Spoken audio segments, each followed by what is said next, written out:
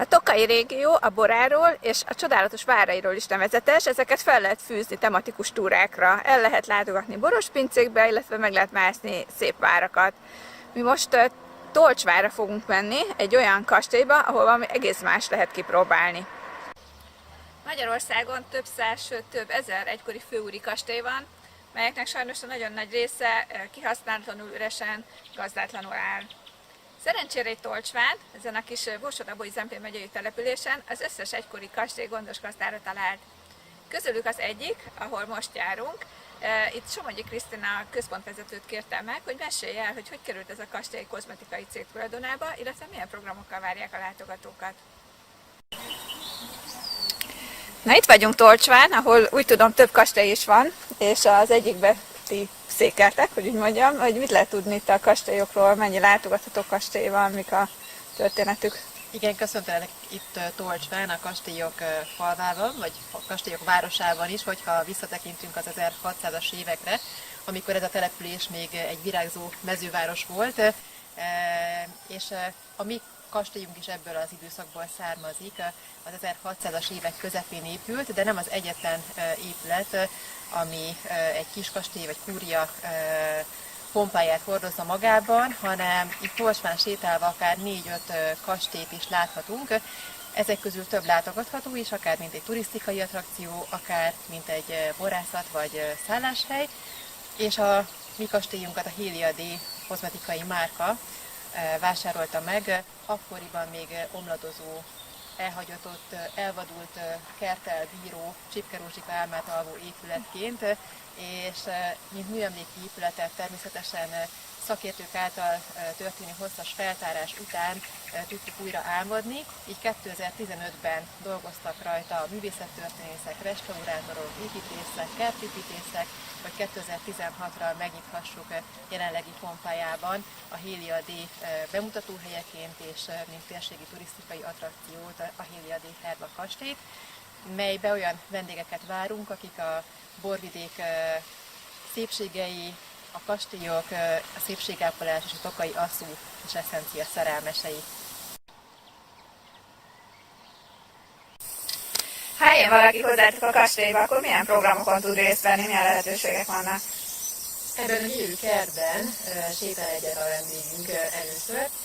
Senki sem tudja megállni, hogy ne nézzen szét a 24 gyógynövényegyesünk között, melyeket úgy alakítottuk ki, hogy kozmetikai hasznosítású, szépségápolásban, történelmi hagyománnyal is rendelkező növényeket plántáltunk el.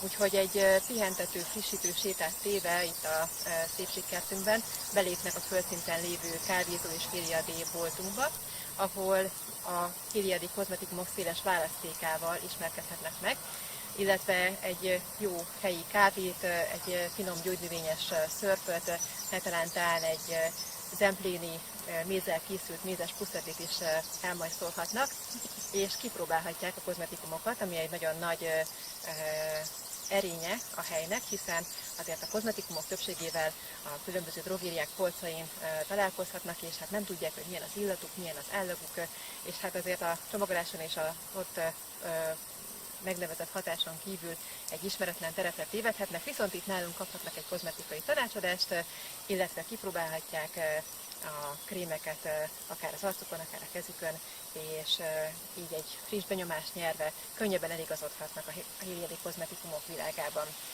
Az emeleten pedig szerettük volna mindenképp bemutatni ennek a több mint 360 éves kastélynak a történetét, és történelmi élettereket is berendezve, a Hélia D kozmetikai márkát és a 20. századi magyar kozmetikum használatot is bemutatva egy kiállítást rendeztünk be, ahol könnyen el tudja képzelni a látogató, hogy milyen lehetett itt élni a kastélyok falvában.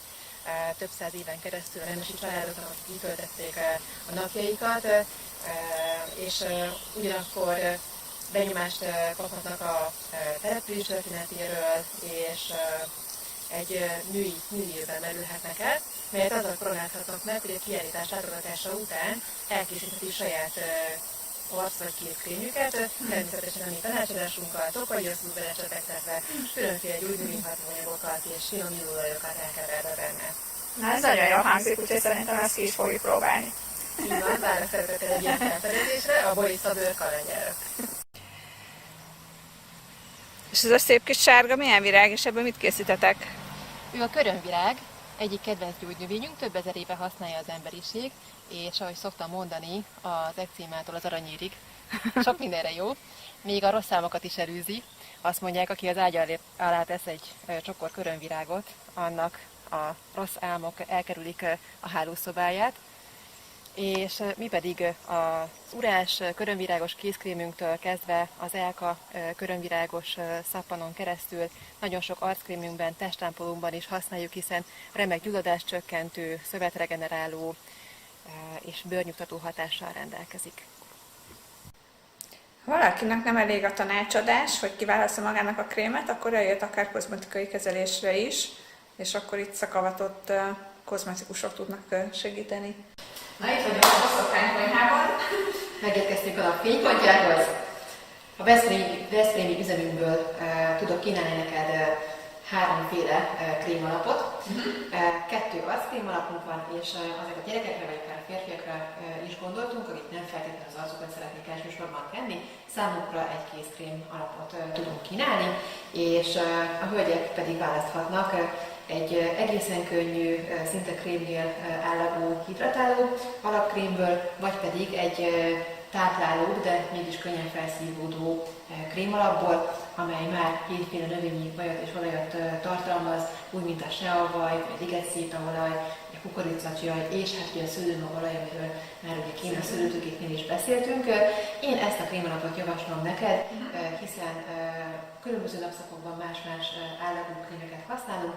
Ez egy jó éjszakai tápláló krémalap lehet, amelyet dúsíthatunk fantasztikus hatóanyagokkal és a nyárhoz passzoló illattal. Szuper! Na, akkor az alapkrémünket ugye kiválasztottuk, és akkor ahhoz a hatóanyagokat, a tokajasszút, mert ugye azt nem hagyjuk ki. A Napraforgószer kivonatot, napraforgószer, rozmaring, a zsája, és az almaőssejt, ezeket már hozzá is raktuk ezzel a kis pepecselővel. Igen.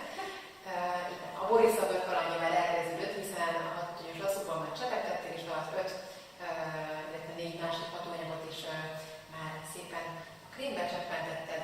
Nincs is más hátra, mint a nyárhoz passzoló illatkombináció, amit már ugye egy számos illóolaj közül szaglászat kiválasztottál.